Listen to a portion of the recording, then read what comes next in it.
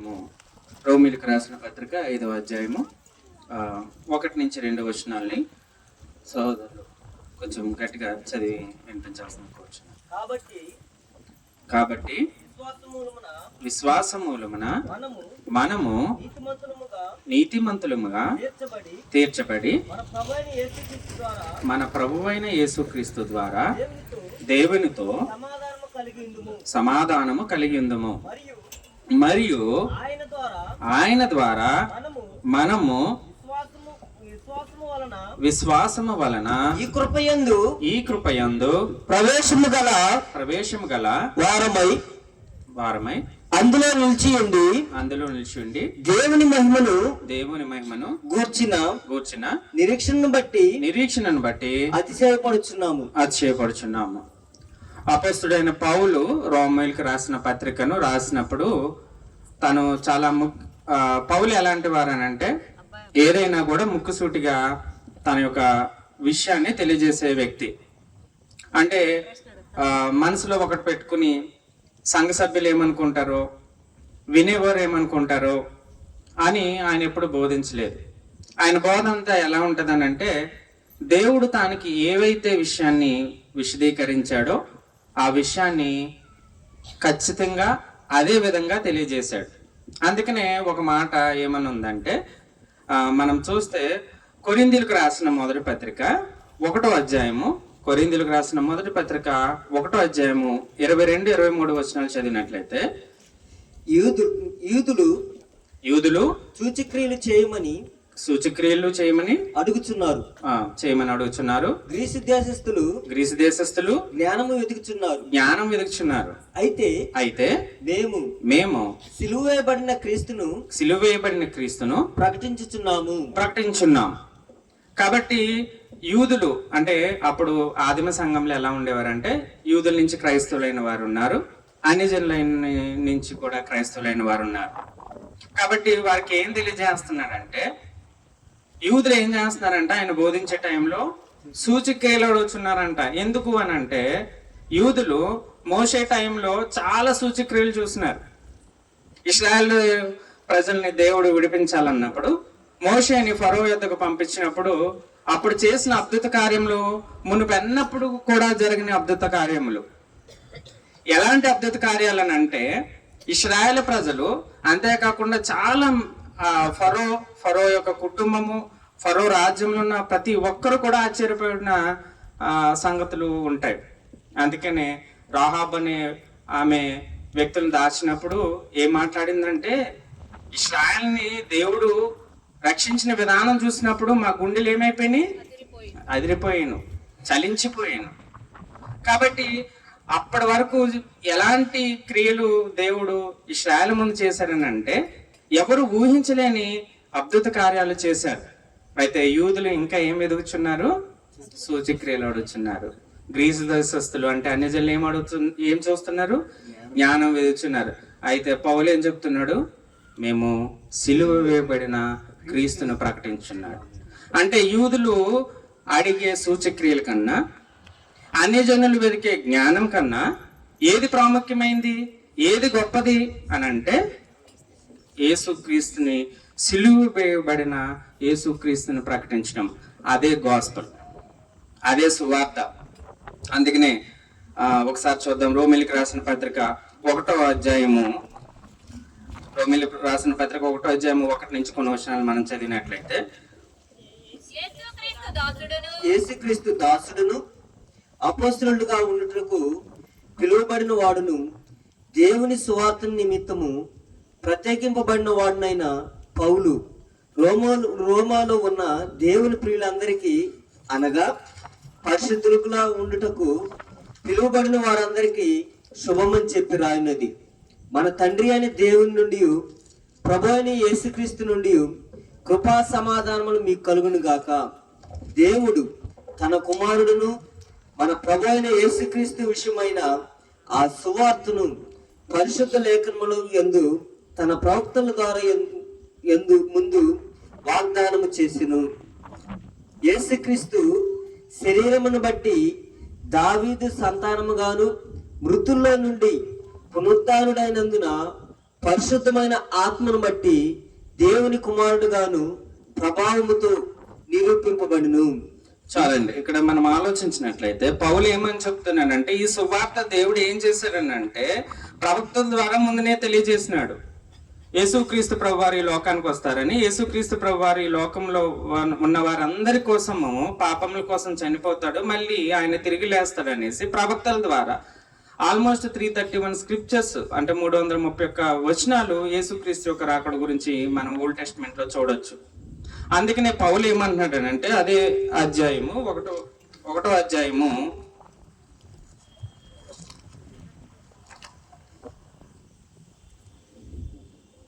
12వ వచనం ఒకసారి చదవండి.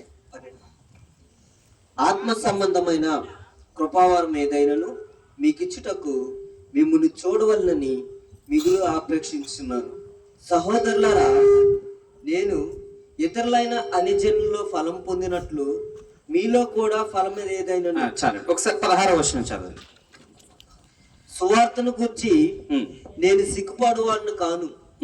ఏలయనగా నమ్ము ప్రతివానికి మొదట యూదునికి గ్రీసు దేశస్థుని కూడా రక్షణ కలుగు చేయుటకు అది దేవుని శక్తి అయినది. చాలండి. ఇక్కడ పౌలు ఏం చెప్తున్నానంటే, సువార్తను గూర్చి సిగ్గుపడవాడను కాదు. మొట్టమొదటిగా అది యూదులకి, తర్వాత అన్ని జనులు కూడా నమ్మే వారికి ఏమైందంటే దేవుని శక్తి అయి ఉన్నది. కాబట్టి పౌలు ఏం బోధిస్తున్నాడనంటే గాస్పల్ని, సువార్తను ప్రకటిస్తున్నాడు. సువార్త అంటే మనకు తెలుసు, కొరింథీయులు రాసిన మొదటి పత్రికలో మనం 15వ అధ్యాయంలో చూసినట్లయితే యేసుక్రీస్తు ప్రభువారు లేఖనముల ప్రకారంగా ఆయన మృతి పొందటము, సమాధి చేయబడటము, లేఖనముల ప్రకారంగా తిరిగి లేపబడటం. కాబట్టి పౌలు ఇందాక ఏమని చూసినామనంటే, ఆయన యూదులు ఏమని అడుగుతున్నారు? సూచక్రియలు చేయమని అడుగుతున్నారు.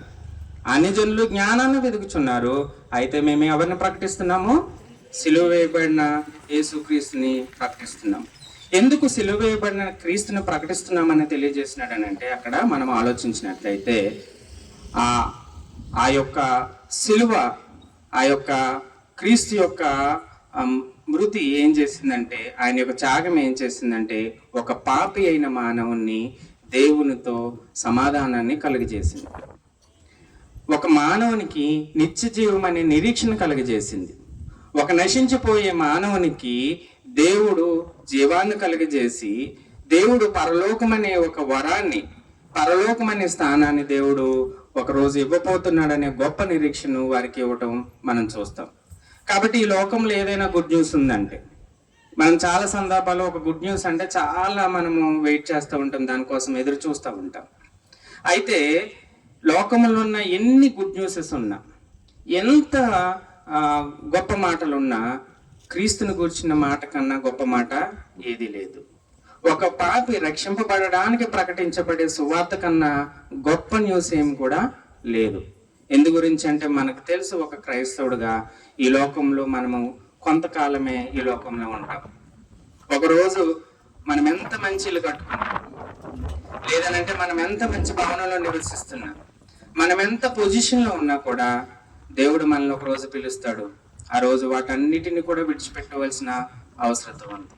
కాబట్టి క్రైస్తవ జీవితము ఈ లోకంలో ఉన్న టైం కోసము, ఈ లోకంలో జీవించడం కోసము కాదు, కానీ ఒకరోజు దేవుడు పిలిచినప్పుడు, ఆయన నిత్యమైన తీర్పులో నిలబెట్టినప్పుడు మనము కుడి ప్రక్కన ఉన్న వారుగా ఉంటామా, ఎడం ప్రక్క వారుగా ఉంటామా అనేది మనమే తెలుసుకోవాల్సిన విషయం. కాకపోతే దేవుడు ఏమంటున్నాడనంటే, ఎవరైనా దుష్టులు మరణం నొందుట చేత నేనేమైనా సంతోషిస్తానా? కానీ ఆ దుష్టుడు దుష్టత్వమును మాని ఎప్పుడైతే తన పాపాన్ని వదిలిపెడతాడో అప్పుడు దేవుడు అతని పట్ల సంతోషించేవాడిగా ఉన్నాడు. కాబట్టి దేవుని యొక్క ప్రణాళిక ఏ ఒక్కరికో సంబంధించింది కాదు. దేవుడి యొక్క ప్రణాళిక మానవాళ్ళందరికీ కూడా సంబంధించింది. కాబట్టి పౌలు ఏమని తెలియజేస్తున్నాడంటే, సిలువ వేయబడిన క్రీస్తుని మేము ప్రకటిస్తున్నాం. ఆ సిలువ ఏం చేస్తుంది అంటే, ఒక మంచి నిరీక్షణ కలుగజేస్తుంది. కాబట్టి ఈరోజు నేను రక్షింపబడ్డాను బ్రదర్, ఏంటి నాకు ఇచ్చిన ఆశీర్వాదాలు అని అంటే, అదే విషయాన్ని పౌలు 5వ అధ్యాయము 1వ వచనంలో తెలియజేస్తున్నాడు. మళ్ళీ ఒకసారి చదువుతామండి. కాబట్టి విశ్వాసం మూలమున మనము నీతిమంతులుగా తీర్చబడి చాలా మొట్టమొదటి పాయింట్ ఏంటంటే మనము నీతిమంతులుగా తీర్చబడడం అనేది ఎలా జరిగిందని అంటే కేవలం విశ్వాసం ద్వారా మాత్రమే జరిగింది. ఇశ్రాయేల్ ప్రజలు ఒక ప్లేస్కి వచ్చేటప్పటికి మళ్ళీ వారు చాలా ప్రాంతం ఎత్తైన పర్వతాలు ఎక్కి కనాను చేరాలన్నప్పటికీ వారి యొక్క జీవితంలో ఆయాసం వచ్చేసింది. వారు ఏం చేశారంటే ఇంక అక్కడికి వచ్చి ఇవన్నీ కష్టాలు మేము పడలేమని దేవుడి మీద సనగటం మనం చూస్తాం.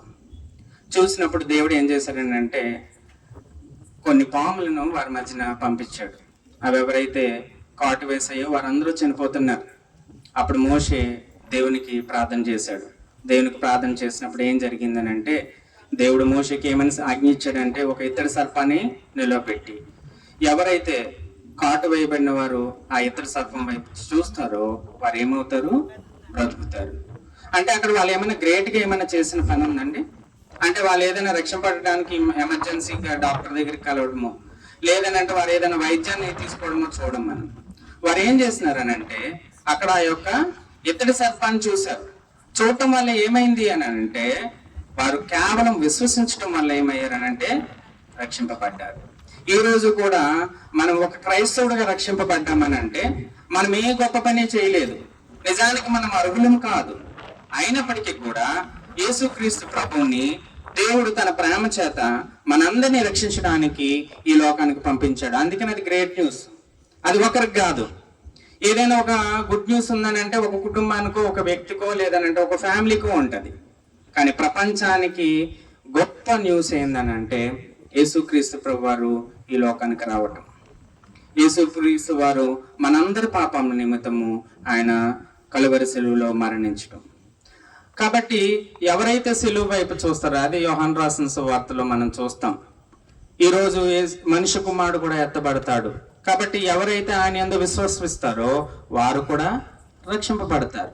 అంటే ఇది ఏ విధంగా జరుగుతుందనంటే కేవలము విశ్వాసం ద్వారా మాత్రమే జరుగుతుంది. ఈ విశ్వాసం అనేది మనం ఏదో గొప్ప కార్యాలు చేయడం ద్వారా కాదు, మనం దేవుని యందు విశ్వసించడం ద్వారా మాత్రమే రక్షించబడుతున్నాం. ఈరోజు మనము మంచి బతకాలని అంటే ఎయిర్ మనకి చాలా ఇంపార్టెంట్.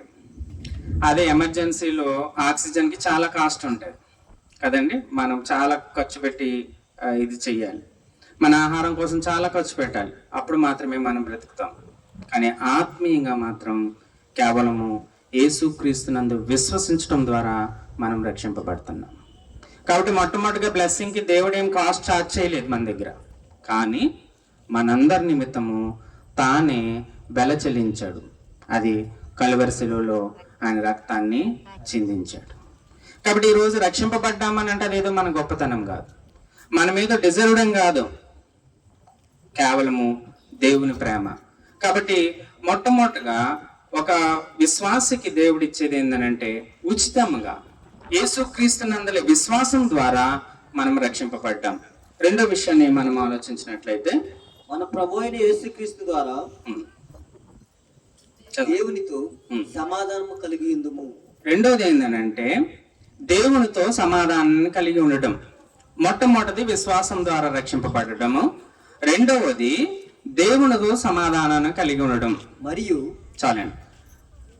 దేవునితో సమాధానం అనేది మనం ఆలోచించినట్లయితే ఒకసారి మనం ఈ లోకరీతిగా ఆలోచిస్తే గతించిన సుమారుగా 400 yearsలో 4000 సంవత్సరాల్లో కేవలం మానవులు ఏ యొక్క యుద్ధాలు లేకుండా సోషల్ వార్స్ కానీ పొలిటికల్ వార్స్ కానీ లేకుండా జీవించిన సంవత్సరాలు ఏంటంటే అప్రాక్సిమేట్గా 250 సంవత్సరాలు. అంటే 4000 సంవత్సరాల్లో 6 to 7% సంవత్సరాలు మాత్రమే వారు శాంతితో ఉన్నారు. ఈరోజు మనం ఆలోచిస్తే ఈరోజు కూడా యుద్ధాలు జరుగుతున్నాయి. ఎందు గురించి అనంటే ఒక దేశానికి సఖ్యత లేదు, సమాధానం లేదు. కాబట్టి చాలామంది శాంతి చర్చలను వెళ్ళి ఫెయిల్యూర్ అవుతున్నారు. అయితే దానివల్ల ఏమవుతుంది అని అంటే ఆ దేశానికి నష్టం జరుగుతుంది, ఆ దేశంలో ఉన్న ప్రజలకి నష్టం జరుగుతుంది, యుద్ధం చేస్తున్న దేశానికి కూడా నష్టం జరుగుతుంది. అయితే అంతకన్నా ప్రాముఖ్యమైనది ఏంటంటే ఒక మానవుడు పాపము ద్వారా దేవునితో ఉన్న సమాధాన స్థితిని కోల్పోయాడు. మనకు తెలుసు అవాదం పాపం చేసినప్పుడు అప్పటి వరకు దేవుడు మాట్లాడి వారిని చల్లపొట్ట వచ్చి ఆయన వారందరితో మాట్లాడిన విధానము తర్వాత మారిపోయింది. ఏం చేశాడు దేవుడు?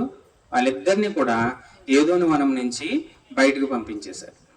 పంపించిన తర్వాత మళ్ళీ తిరిగి వెనక్కి రాకుండా అగ్నిజ్వాలల్ని పెట్టాడు. ఆ తర్వాత వాళ్ళని శపించినట్టుగా మనం చూస్తాం. కాబట్టి వాళ్ళు నిజానికి ఏం కోల్పోయారనంటే దేవునితో సమాధాన స్థితిని కోల్పోయారు. ఆ కోల్పోయిన స్థితిని యేసుక్రీస్తు ద్వారా దేవుడు ఏం చేశాడనంటే మనల్ని రక్షణ సంకల్పం ద్వారా, రక్షణ ద్వారా మనల్ని సమాధాన స్థితిలోనికి ఉంచాడు. కాబట్టి ఇది ఎవరూ చేయలేంది. మనం దేవునితో సమాధాన పడడానికి మనం అర్హత ఉండదు. మనం కలవలేము ఆయనతో మనం మాట్లాడలేము. అయితే దేవుడు ఏం చేశాడంటే కేవలం యేసుక్రీస్తు ద్వారా మనల్ని ఏం చేశాడంటే దేవునితో సమాధానాన్ని కలుగజేశాడు. కాబట్టి ఇది మనకి క్రైస్తవులుగా, ఒక విశ్వాసుగా మనకి వాక్యం మనకు అర్థం కావాలి. ఒకవేళ నువ్వు పాపంలోనే ఉంటే, దేవునితో సమాధాన స్థితిలో లేకపోతే ఏం ప్రాబ్లం అన్నానంటే వారి మీదకి ఏమొస్తుంది? దేవుని యొక్క ఉగ్రత వస్తుంది. కాబట్టి మనము ఒకవేళ దేవునితో సమాధాన స్థితిలో లేము అని అనుకుంటే దేవుని ఉగ్రతకు మనము ఎదురు చూడవలసిన వారమై ఉన్నాం. అలాంటి మనల్ని దేవుడు యేసుక్రీస్తు ద్వారా, క్రీస్తు ప్రభు వారి యొక్క ప్రశస్తమైన రక్తం ద్వారా మనల్ని ఏం చేశాడు? సమాధాన స్థితికి చేర్చాడు. కాబట్టి ఈ సమాధాన స్థితి బ్లెస్సింగ్ అంటే ఖచ్చితంగా ఇది కూడా బ్లెస్సింగ్. ఏం చేశాడు దేవుడు ఒక విశ్వాసికి అనంటే మొట్టమొదటగా తన కుమారుని ద్వారా తండ్రితో సమాధాన పరుచుకున్నాడు. కాబట్టి సమాధాన పరుచుకున్నప్పుడు మనకి బెనిఫిట్ ఏంటంటే మన తండ్రిగా దేవుడు కొనసాగుతున్నాడు. యేసుక్రీస్తుకి ఎలాంటి మహిమను ఇవ్వబోతున్నాడో మనకి అలాంటి మహిమను ఇవ్వబోతున్నాడు. నిజానికి మనం ఏమయ్యామనంటే క్రీస్తు ద్వారా బ్రతికించబడ్డాం. నిజానికి దేవుని ఉగ్రతకు పాలివారమై ఉండగా మనం పాపంలో ఉన్నప్పుడు ఏమయ్యామనంటే దేవుని ఉగ్రతకు పాలివారమై ఉన్నాం. దేవుని ఉగ్రత మన మీద వచ్చే పరిస్థితుల్లో యేసుక్రీస్తు ద్వారా ఏం చేశారంటే మనల్ని దేవునితో సమాధాన స్థితికి ఆయన నడిపించినట్టుగా మనం చూస్తాం. కాబట్టి ఒక విశ్వాసి విశ్వాసం ద్వారా రక్షింపబడినప్పుడు దేవుడు అతనికి ఇచ్చే బ్లెస్సింగ్ ఏంటంటే తండ్రితో మొట్టమొదటిగా సమాధాన స్థితిని ఇస్తాడు. సమాధాన స్థితి అంటే ఎందుకు ఇంపార్టెంట్ అంటే మీరు ఎప్పుడైనా కుటుంబాల్లో చూసినప్పుడు ఒక ఇద్దరు అన్నదమ్ములకి పడలేదనుకోండి, లేదా ఒక కుటుంబంలో అత్త కోడలికి పడలేదనుకోండి, ఒక కుటుంబానికి పడలేదనుకోండి, మనకు తెలిసి ఎలాంటి పరిస్థితులు ఉంటాయి కదా. ఒక ఫంక్షన్కి వెళ్తే వాళ్ళు వీళ్ళని పలకరించరు, వీరు వాళ్ళని పలకరించరు. ఆ స్థితి బాగుంటుందండి? ఎవరికైనా బాగుండదు. ఈరోజు మనము రిలేటివ్స్గా అనుకుంటాం, వీళ్ళంతా మన రిలేటివ్స్ అని ఎప్పుడు చెప్తాము? మనతో వాళ్ళు సమాధాన స్థితిలో ఉంటేనే చెప్తాం. కాబట్టి వాళ్ళకి ఇబ్బంది, మనకి ఇబ్బంది. అదే పాపం చేసిన మనకి నిజానికి దేవుడు ఉగ్రత ఉండే పరిస్థితుల్లో, నశించిపోయే పరిస్థితుల్లో దేవుడు ఏం చేశాడంటే తన ప్రియ కుమారుని లోకానికి పంపించి ఆయన ద్వారా మొట్టమొదటిగా సమాధాన స్థితిని ఇచ్చాడు. సమాధాన స్థితి మనం దేవుడు అంటే ఇంకా మనము సరిగా అర్థం కాకపోతే, సృష్టికర్త అని ఆలోచిస్తే ఈ సృష్టిని అంతటిని, భూమి ఆకాశాలని, ప్రతి ఒక్కదాన్ని సృజించిన దేవునితో మన సమాధానం కలిగి ఉన్నామనంటే ఎంత మనం భాగ్యవంతులము. అది దేవుడు క్రైస్తవులకి ఇచ్చే బ్లెస్సింగ్, అది దేవుడు క్రైస్తవులకి ఇచ్చే ఆశీర్వాదం. అది మొట్టమొదటిగా ఆ విషయాన్ని మనం చూసాం. రెండోదిగా మనం ఆలోచించినట్లయితే మరియు ఆయన ద్వారా మనము విశ్వాసం వలన ఈ కృపయందు ప్రవేశము గల వారమై అందులో నిలిచి ఉండి. చాలండి. రెండో విషయాన్ని మళ్ళీ మనం మూడో విషయాన్ని చూస్తే మనము కృపయందు ప్రవేశము గలవారమై అందులో నిలిచిండి. కృపయందు, చాలండి, కృపయందు ప్రవేశము. ఏం ప్రవేశము అని ఆలోచిస్తే మనం ఓల్డ్ టెస్ట్మెంట్కి ఒకసారి వెళ్తే అక్కడ మనకి క్లియర్గా అర్థమవుతుంది. కొంచెము లైటింగ్ తక్కువ ఉండడం వల్ల స్క్రిప్చర్స్ నేను సరిగ్గా ఇచ్చేయలేకపోతున్నాను, బట్ మీకు వాక్యాన్ని మాత్రం లేఖనాల ప్రకారం తెలియజేస్తాను. ఏమనంటే ధర్మశాస్త్ర టైంలో ఇశ్రాయేల్ ప్రజలకి దేవుడు మందసాన్ని ఇచ్చినప్పుడు ఆ మందసాంలో దేవుని ఆవరణంలోనికి ప్రవేశించాలని అంటే ఖచ్చితంగా వాళ్ళు ఇశ్రాయేల్ అయి ఉండాలి. అదే పరిశుద్ధ స్థలంలోనికి ప్రవేశించాలంటే యాజకులై ఉండాలి. అతి పరిశుద్ధ స్థలంలోనికి ప్రవేశించాలని అంటే ప్రధాన యాజకుడై ఉండాలి. కాబట్టి అన్యజనులు ఎవరు కనీసం ఆ ఆవరణం దాటి లోపలికి వెళ్ళడానికి అవకాశం లేదు. యూదుల్లో ఉన్న స్త్రీలు అతి పరిశుద్ధ స్థలానికి వెళ్ళాలనంటే వాళ్ళకి అవకాశం లేదు. వాళ్ళకి ఒక ప్లేస్ ఉండేది, ఆ ప్లేస్ దగ్గర రిస్ట్రిక్షన్ ఉండేది అనమాట. ఎవరు కూడా డైరెక్ట్ గా దేవుని సన్నిధికి వెళ్ళి దేవునితో మాట్లాడడానికి, దేవునికి బలి అర్పించడానికి, దేవుని స్తుతించడానికి అవకాశం లేదు. కాబట్టి దేవుడు యాక్సెస్ ఇవ్వలేదు, ఎవరికి ప్రవేశాన్ని కలుగజేయలేదు. ఒకవేళ ఈ రోజు నాకు నా కుటుంబంలో చాలా గొప్ప విషయం జరిగింది, నేను దేవుని స్తుతించాలి, అతి పరిశుద్ధ స్థలంలో ప్రధాన యాజకుడు వెళ్ళి అక్కడ బలి అర్పించాలి, రక్తాన్ని ప్రోక్షించాలి అంటే అవకాశం లేదు. దేవుడు వాళ్ళందరినీ కూడా ఎప్పుడు డిస్టెన్స్ లోనే పెట్టాడు.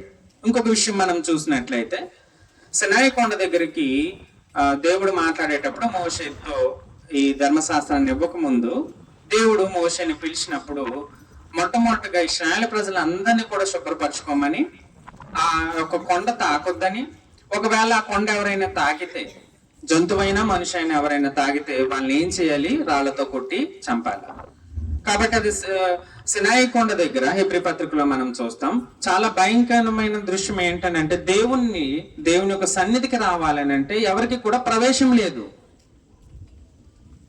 కాబట్టి వారెవ్వరూ కూడా నేను యూదుణ్ణి లేదా నేను ఇశ్రాయేలు ప్రజల్ని, నేను పరిశుద్ధ స్థలంలోకి వెళ్ళిపోతాను, లేదా అతి పరిశుద్ధ స్థలంలో వెళ్ళి దేవుని నేను ఆ రక్తాన్ని ప్రోక్షించి దేవుని స్తుతిస్తానని అంటే ప్రధాన యాజకుడు పాపం చేస్తేనే సంవత్సరానికి ఒకసారి ఆయన ఏమవుతాడు, మరణం పొందుతాడు కదండి. అతి పరిశుద్ధ స్థలానికి వెళ్ళాలంటే ప్రధాన యాజకుడికి ఒక్కడికే ఛాన్స్ ఉంది. ఆ ప్రధాన యాజకుడు కూడా పాపం చేస్తే ఏమవుతుంది అని అంటే అతను అక్కడే మరణం చెందే అవకాశం ఉంది. కాబట్టి ప్రధాన యాజకుడు ఎంత భయంతో వణుకుతో వెళ్ళి ఉండొచ్చు అతి పరిశుద్ధ స్థలానికి ఏటా వెళ్ళి ఒక్కసారి అర్పించే అవకాశం వచ్చినప్పుడు.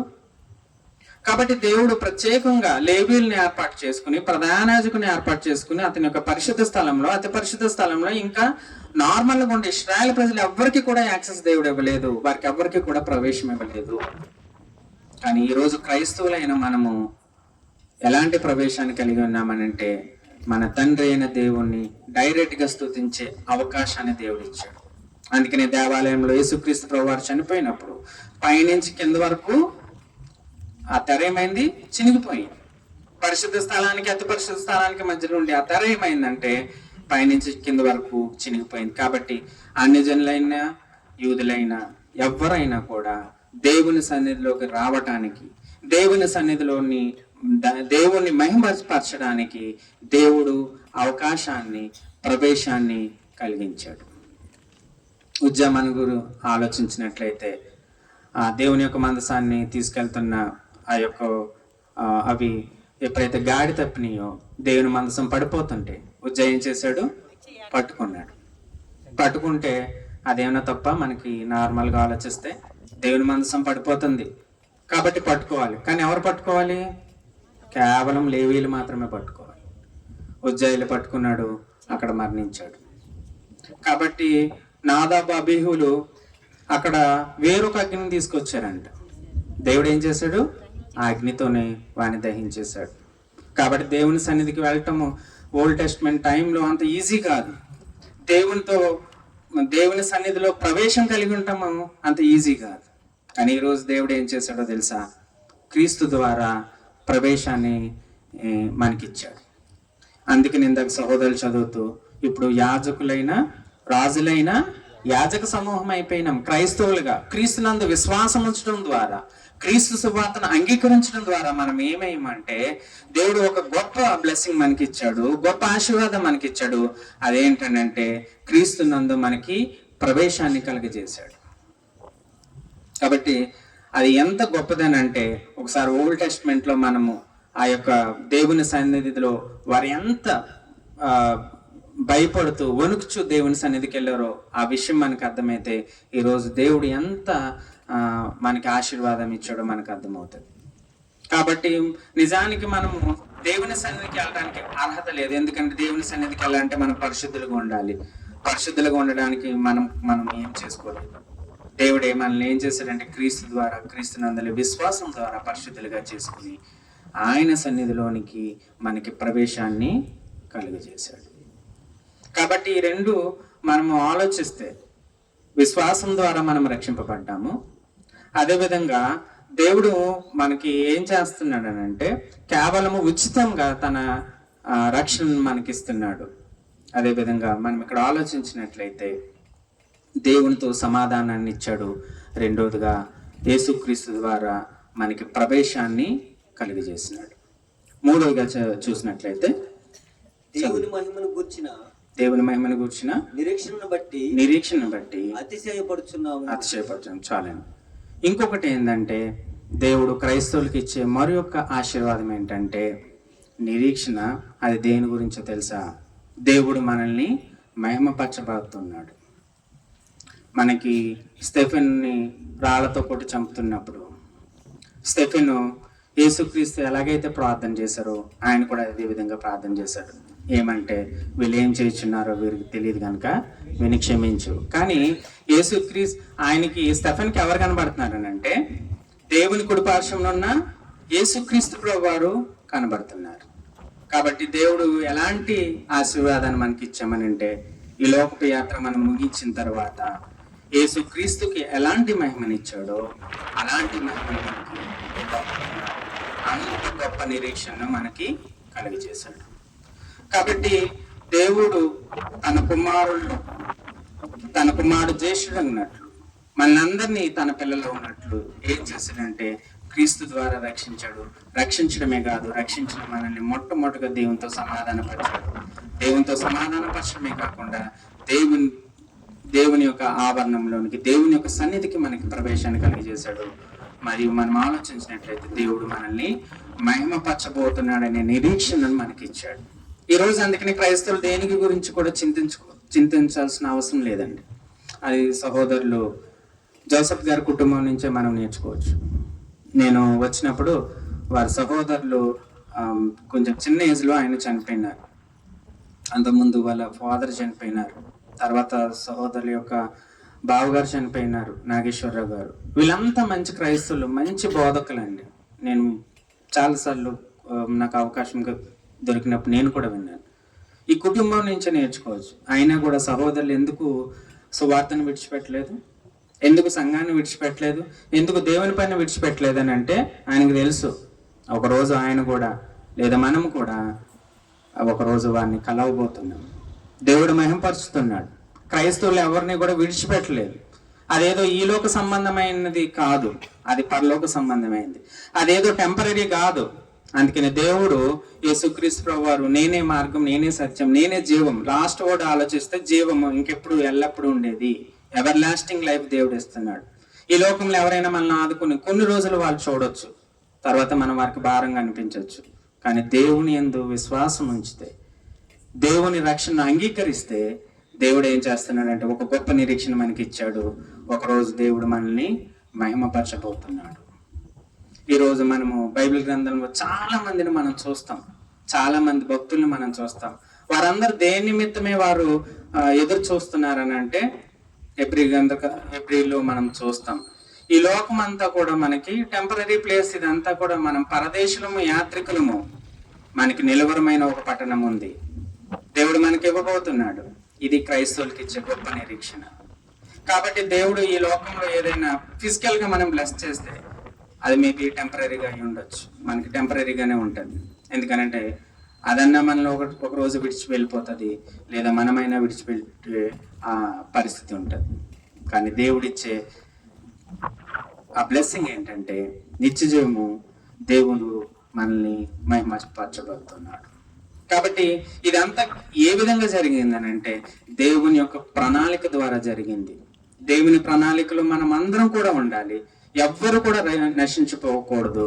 ఎవ్వరు కూడా ఈ లోకంలో దేవుని తెలియకుండా నశించిపోకూడదు. దేవుని ఉగ్రతకు పాలివారు కాకూడదని ఈరోజు దేవుడు మనకి క్రీస్తు ద్వారా ఒక గ్రేట్ గుడ్ న్యూస్ ఇచ్చాడు. అదే గోస్పెల్. ఎందుకు ఇది గొప్పది అని అంటే, ఎందుకు పౌలు ఈ యొక్క సువార్తను ప్రకటిస్తున్నానంటే, యూదులు వెతికే సూచక్రియల కన్నా, అన్యజనులు వెతికే జ్ఞానం కన్నా ఇది చాలా ప్రాముఖ్యమైంది. సూచక్రియలు మనం చూసినప్పుడు మోషే ఫరో దగ్గర చేసింది చాలా టెంపరీ టైం, మనకు తెలుసు కదా. కొన్ని ఎర్ర సముద్రం దాటిన తర్వాత అదే పెద్ద సూచక్రియగా మనకు కనబడుతుంది. తర్వాత ఏమైంది, మళ్ళీ ఎదురు చూస్తున్నారు వీళ్ళు. కాకపోతే గ్రీసు దేశస్తులు అన్యజనులు ఏం చేస్తున్నారంటే జ్ఞానాన్ని వెతుకుతున్నారంట. అయితే మేమేం చేస్తున్నాము, సిలువ వేయబడిన క్రీస్తుని ప్రకటిస్తున్నాము. ఎందుకనంటే యూదుల సూచక్రియలో దొరకనిది, అన్యజనులు వెతికే జ్ఞానంలో దొరకంది క్రీస్తు సువార్తలో దొరుకుతుంది. ఇప్పుడు మనం ఆశీర్వాదాలు చూసాం. మనం దేవుడు సమాధాన స్థితిని ఇచ్చినాడు, దేవుడు మనకి ప్రవేశాన్ని కలిగజేశాడు, దేవుడు మనల్ని మహిమపరచబోతున్నాడు. అందుకని ఈ సువార్త గొప్పదని. ఇంకెందుకన్నా మంచి మాటలు చెప్పాలని అంటే ఈ లోకంగా మనకేయో అనిపించవచ్చు, కానీ ఇంతకన్నా గొప్ప న్యూస్ ఏం లేదని. ఒకవేళ ఇందాక చెప్పినట్లుగా ఏదైనా ఒక న్యూస్ చెప్తే ఒక పర్సన్కి సంబంధించింది అయి ఉంటుంది, లేదా ఒక కుటుంబానికి సంబంధించి అయి ఉంటుంది. సువార్త ప్రతి ఒక్క మనిషికి సంబంధించింది, ప్రతి ఒక్క కుటుంబానికి సంబంధించింది. అందుకని పౌలుకి ఎందుకన్నా గొప్ప మాటలు తెలియదు. మీరు యూదులు మీరు సూచక్రియలు చేయమని అడిగిన, అన్యజనులు మీరు జ్ఞానాన్ని వెతికిన, నేను మాత్రం ఏం చేస్తాను, సిలువ వేయబడిన క్రీస్తుని ప్రకటిస్తాను. ఎందుకు అని అంటే ఆయనే మార్గము, ఆయనే సత్యము, ఆయనే జీవము. కాబట్టి మనం ఇది విశ్వసించినట్లయితే మొట్టమొదటిగా ఆయన రాజ్యాన్ని, ఆయన నీతిని వెతకవలసిన వారు ఉన్నాం. తర్వాత మిగతా అన్ని కూడా దేవుడు ఇస్తాడు, అందులో ఏమీ డౌట్ లేదు. కానీ ఎప్పుడైతే దేవుణ్ణి మనం అంగీకరించామో, దేవుడిచ్చే బ్లెస్సింగ్స్ ఎలాగుంటాయని అంటే అవి ఎవర్ లాస్టింగ్. వాటిని వర్ణించడం నిజానికి మన మాటలు సరిపోవు. దేవుడిచ్చే ఆ ఆశీర్వాదాలను మన మాటల ద్వారా మనం వర్ణించలేము. కానీ మనం విశ్వాసంగా బతికితే మాత్రం దేవుడు ఖచ్చితంగా ఒకరోజు మనల్ని మహిమపరచబోతున్నాడు. కాబట్టి విన్న వాక్యాన్ని బట్టి ఇంకెవరైనా రక్షింపబడాలని ఉంటే దేవుడు చాలా ఉచితంగా ఒక ఆప్షన్ ఇచ్చాడు. యేసుక్రీస్తునందలి విశ్వాసం ద్వారా మనం నీతిమంతులుగా తీర్చబడే అవకాశాన్ని. ఎవరైనా ఇంకా రక్షింపబడాలని అంటే క్రీస్తుని అంగీకరించండి. తద్వారా దేవుడు ప్రామిస్ చేసిన అన్ని ఆశీర్వాదాలు కూడా దేవుడు మీకు ఇవ్వబోతున్నాడు. అంతేకాకుండా ఒకరోజు మనమందరం కూడా దేవుని మహిమలో కలుస్తాం, మనం అక్కడ కూడా ఆనందిస్తాం. అయితే ఆ ఆనందము, ఆ జీవము శాశ్వతమైంది. ఈ లోకంలో ఏం చేసినా అవి టెంపరీ, ఒకరోజు మనం విడిచిపెట్టాలి. కానీ ఈ యొక్క రక్షణ ఏం చేస్తుందని అంటే దేవుని యొక్క సంకల్పంలో మనల్ని నడిపించి, దేవుని బిడ్డలుగా మనల్ని చేసి, దేవుడిచ్చే ఆ ఆశీర్వాదాలను పొందటమే కాకుండా నిత్య జీవం పొందటానికి, దేవునితో ఎల్లప్పుడూ శాశ్వతమైన జీవితాన్ని జీవించడానికి దేవుడు సువార్త ద్వారా మనకి ఈరోజు ఈ విషయాన్ని తెలియజేస్తున్నాడు. కాబట్టి విన్న విషయాలన్నిటిని ఎవరైనా రక్షింపబడాలని ఉంటే వారు ఒకవేళ మీ యొక్క సమ్మతిని తెలియజేస్తే సహోదరులు బాప్తిసం కార్యక్రమం నడిపిస్తారు. ఒకవేళ మనం ఆల్రెడీ రక్షింపబడి ఉంటే మన యొక్క విశ్వాసాన్ని కొనసాగించాలా. దేవుడు మన పాపులుగా ఉన్నప్పుడు దేవుడు సమాధాన స్థితి ఇచ్చాడు. మనము అర్హత లేనప్పుడు దేవుడు మనకి ప్రవేశాన్ని కలిగజేశాడు. నిరీక్షణ లేని వారిగా ఉన్నప్పుడు దేవుడు ఒక గొప్ప నిరీక్షణ, మహిమపరుస్తాననే నిరీక్షణ ఇచ్చాడు. ఈ మాటలను బట్టి మనము మన విశ్వాసాన్ని, దేవుని ఎడల మన విశ్వాసాన్ని మరణ పర్యంతం కొనసాగిస్తూ పరలోకం చేరే వరకు మన విశ్వాస యాత్రను మనం ముందుకు కొనసాగిస్తాం. ఈ మాటలన్నిటిని బట్టి మొట్టమొదటిగా నన్ను నేను హెచ్చరించుకుంటూ మీకు తెలియజేస్తూ ఈ మాటలు ముగిస్తున్నాను. ఈ యొక్క అవకాశాన్ని కలుగజేసిన స్థానిక సంఘానికి కూడా ప్రత్యేకమైన వందనాలు తెలియజేస్తున్నాను.